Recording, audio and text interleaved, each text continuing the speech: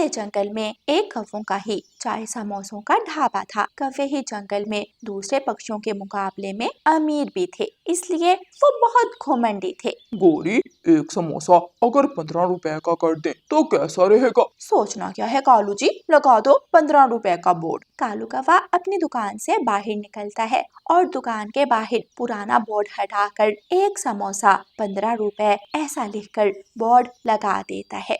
कबूतर अपने बेटे कीकी को स्कूल छोड़ने जा रहा था। पापा पापा, मुझे समोसा खाना है। आओ बेटा, मैं खिला देता हूँ। कबूतर अपने बेटे कीकी को लेकर कौवों की दुकान के बाहर बेंच पर जाकर बैठ जाता है। तभी कबूतर की नजर बोर्ड पर जाती है।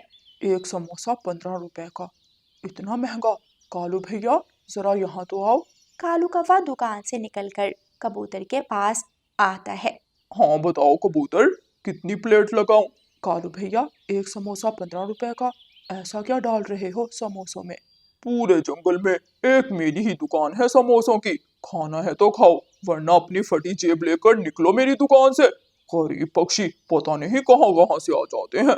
पापा, मुझे समोसा खाना है, बहुत दिल कर रहा है समोसा खाने को। कबूतर अपने पंख में रखे अपने पैसे निकालकर गिनता है। टोटल 20 रुपए ही है मेरे पास। अच्छा कालू भाई, एक प्लेट लगा दो समोसे की। कालू कौवा एक प्लेट में समोसा रखकर कबूतर को ला देता है।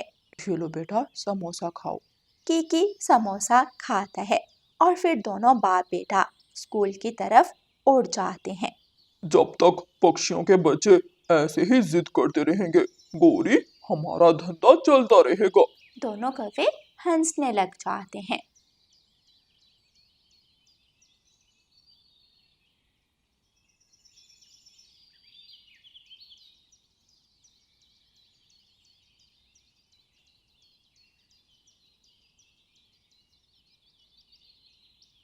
उसी जंगल में एक टूटे हुए लकड़ी के घर में रानू चिड़िया अपने दो बच्चों कुकू और गुड़िया के साथ रहती थी।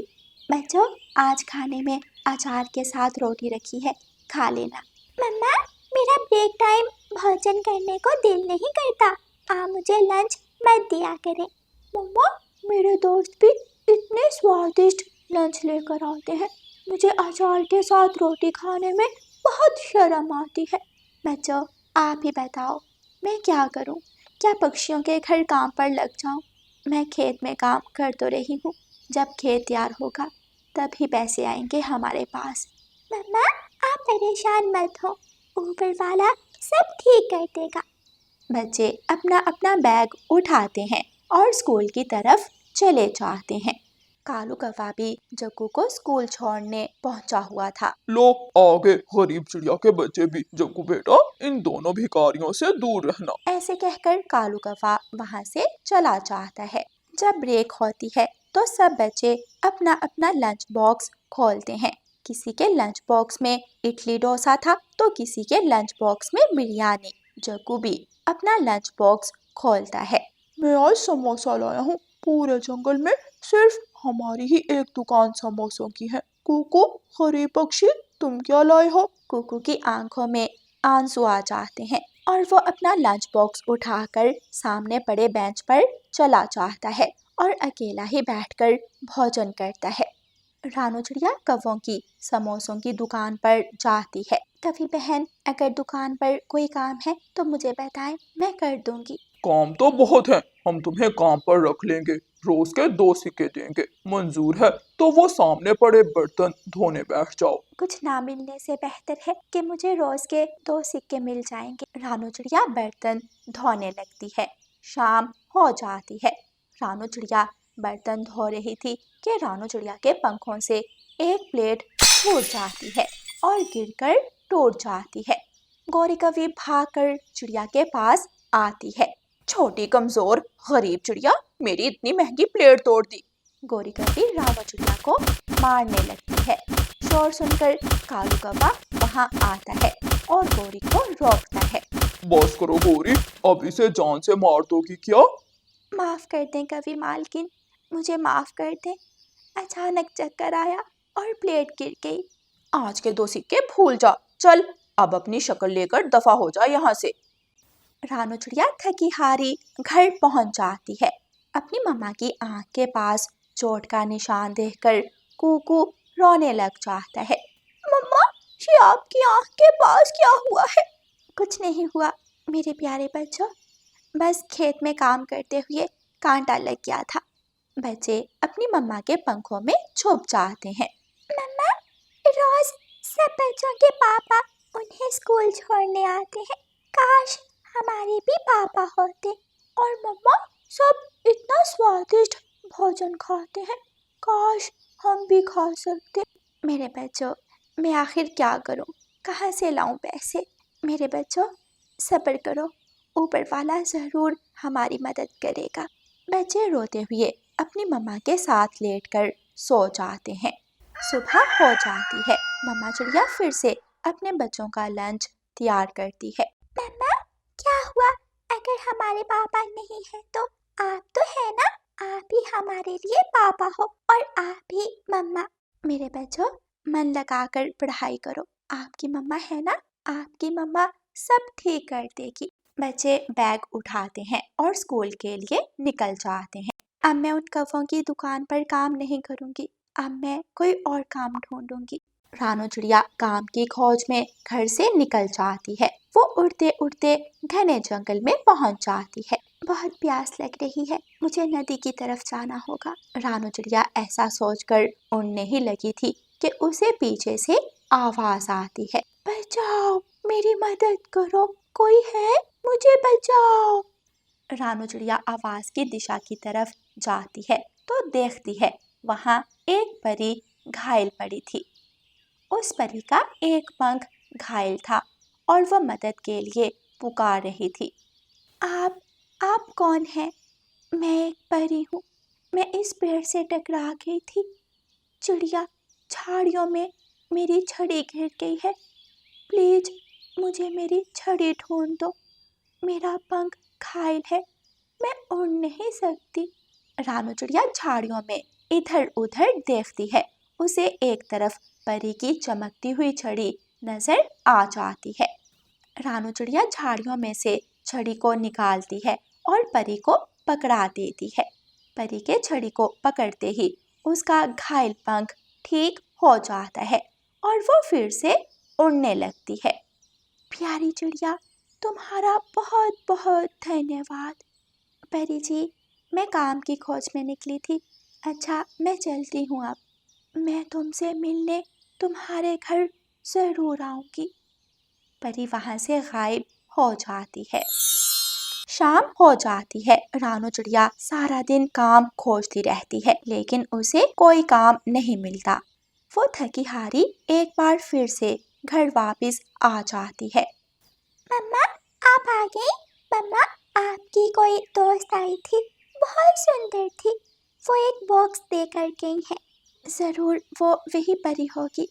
रानू चिड़िया बॉक्स को खोलती है तो रानू चिड़िया हैरान हो जाती है। उस बॉक्स में बहुत सारे गहने और सोने के सिक्के थे। बच्चे तो खुशी से उछलने लगते हैं। मम्मा, ये सब तो ऐसे लग रहा है जैसे कोई सपना हो। ये कोई सपना नहीं है मेरे बच्चों, सच है। अब हम उन कौवों से भी बड़ी दुकान बनाएंगे समोसों की और मैं अपने बच्चों को स्वादिष्ट लंच दिया करूँगी और हमारा प्यारा सा घर बनाऊंगी। वो सब बहुत खुश थे। मम्मा चिड़िया अपने बच्चों को सीने से लगा लेती है। बहुत सारी मुश्किलों के बाद आखिर अब उनकी सारी मुश्किलें दूर हो गई थीं। प्यारे दोस्तों, इस कहानी को लाइक, अपने दोस्तों के साथ शेयर और चैनल को सब्सक्राइब करना बिल्कुल मत भूलना। आपका धन्यवाद। रानू चिड़िया की ऐसी कहानियाँ सुनने के लिए YouTube सर्च बार में रानू चिड़िया की कहानी लिखें या फिर ये बटन दबाकर बोलकर कहें रानू चिड़िया की कहानी। एक बाप के बिना घर को चलाना बहुत मुश्किल होता है। रानू चिड़िया की छोटी सी बेटी गुड़िया अपने घर को चलाने के लिए अपनी मम्मा की मदद किया करती थी। गुड़िया हर रोज बागीचे से फूल तोड़ती और जंगल में फूल बेचने निकल जाती। कुछ शरारती बच्चे गुड़िया को तंग भी करते थे, लेकिन गुड़िया हमेशा उन शरारती बच्चों की बातें सुनी अनसुनी करके गुजर जाया करती थी। छोटी चिड़िया, चलो मेरे साथ बॉल से खेलो। नहीं नहीं जग्गू, मुझे तो अभी फूल बेचने जाना है। मैं फूल बेचूंगी तो घर का खर्चा चलेगा। अगर तुम मेरे साथ नहीं खेलोगी तो मैं तुम्हें यहाँ से नहीं जाने दूंगा। आप हर रोज मेरे साथ ऐसा ही करते हैं। मेरे पास खेलने के लिए टाइम नहीं है, मुझे जाने दें। जग्गू कौवा गुड़िया के फूल उठाकर बखेर देता है। गुड़िया जग्गू से फूल छीनने लगती है तो एक कांटा जग्गू के चेहरे पर चुभ जाता है। तुमने मुझे मारा छोटी चिड़िया, मैं छोड़ूंगा नहीं तुझे। मैं अभी जाकर अपनी मम्मा को बताता हूँ। जग्गू रोता हुआ अपने घर भाग जाता है। मेरे सारे फूल भी बखेर दिए और रो भी खुद ही रहा है। ये तो बहुत शरारती कौवा है। मम्मा मम्मा, मारा मुझे उस गरीब चिड़िया की छोटी गुड़िया ने बहुत मारा। अरे जग्गू, तुम्हारे तो चेहरे से खून बह रहा है। कहाँ है वो मनहूस छोटी चिड़िया? मैं देखती हूँ उसे। वो झरने की तरफ गई है। मम्मा, आप उसे जाकर मारें, मेरा बदला लें उससे। गौरी कौवी गुस्से में घर से निकलती है। जग्गू कौवा भी अपनी मम्मा के पीछे पीछे जाता है। मेरे बेटे को लहूलुहान करके तुम यहाँ बैठी हुई हो। गौरी कौवी गुड़िया को पकड़कर मारने लगती है। आंटी आंटी, मुझे छोड़ दे, मेरा कोई दोष नहीं है। जग्गू ने मेरे फूल बखेर दिए थे, मुझे छोड़ दे। अब पता चला छोटी चिड़िया, मेरी मम्मा से खूब पिटाई हुई। चल जग्गू, अगर फिर ये छोटी चिड़िया तुम्हें मारे तो बताना मुझे। गौरी जग्गू को लेकर चली जाती है। गुड़िया रोती हुई घने जंगल में चली जाती है और फूलों के बागीचे के पास बैठकर रोने लग जाती है। गुड़िया को रोता हुआ देखकर फूलों की सुंदर परी फूलों से निकलकर वहां आती है। गुड़िया, चुप कर जाओ, मैं आ गई हूँ, चुप कर जाओ। मैंने सब देख लिया है। आज के बाद कोई भी आप पर जुल्म नहीं करेगा। सुंदर परी, उस कौवे ने मेरे फूल भी तोड़ दिए और अपनी मम्मा से मेरी पिटाई भी करवाई। आज से आप जहाँ भी चाहोगी मैं आपके साथ साथ ही होंगी। चिंता ना करो, मैं सब देख लूंगी। गुड़िया अपने घर चली जाती है। गुड़िया की बीमार मम्मा अपने घोंसले में लेटी हुई थी। मम्मा, आज तो मैं खाने को कुछ भी ना ला सकी। उस जग्गू के बच्चे ने सब खराब कर दिया। बेटी, क्या मेरी दवा लाई हो? नहीं मम्मा, मेरे तो सारे फूल ही जग्गू ने खराब कर दिए थे। तभी वहाँ सुंदर परी आती है और अपनी जादुई छड़ी के जादू से मम्मा चिड़िया पर जादू करती है। आप मेरे जादू से स्वस्थ हो चुकी हैं, उठें और उठकर बैठ जाएं। गुड़िया, गुड़िया बेटी, मेरे शरीर में एक नई जान आ गई है। मैं तो सच में ठीक हो गई हूँ। और फिर सुंदर परी अपने जादू से माँ बेटी के लिए मीठे फल लाती है। सुंदर परी, बहुत बहुत शुक्रिया मेरी मदद करने के लिए। मैंने कहा था ना कि आज से मैं हमेशा आपके साथ साथ रहूंगी। सुंदर परी गायब हो जाती है। दूसरे दिन गुड़िया फिर से बागीचे से फूल तोड़ती है और फूल बेचने निकल जाती है। फूल लो फूल, रंग बिरंगे फूल लो। पेड़ पर बैठे हुए गौरी कौवी और उसका बेटा जग्गू कौवा गुड़िया को देखकर हंसने लगते हैं। जग्गू जग्गू, चलो आज फिर गुड़िया को तंग करते हैं। मम्मा मम्मा, वो कैसे? हम गुड़िया को नदी में धक्का देते हैं। फिर वो दोनों माँ बेटा गुड़िया के पास जाते हैं। गुड़िया, वो सामने नदी के पास बुलबुल बैठी हुई है, वो तुम्हें बुला रही है। शायद उसने तुमसे फूल लेने हैं। गुड़िया गौरी आंटी की बात का जवाब दिए बिना नदी की तरफ चली जाती है। गौरी कौवी पीछे से जाकर गुड़िया को नदी में धक्का दे देती है। आंटी आंटी, आपने ऐसा क्यों किया? गुड़िया बहुत मुश्किल से नदी से बाहर निकलती है। सुंदर परी वहाँ आती है। जो दूसरों को तंग करता है मैं उसे सीधा करती हूँ।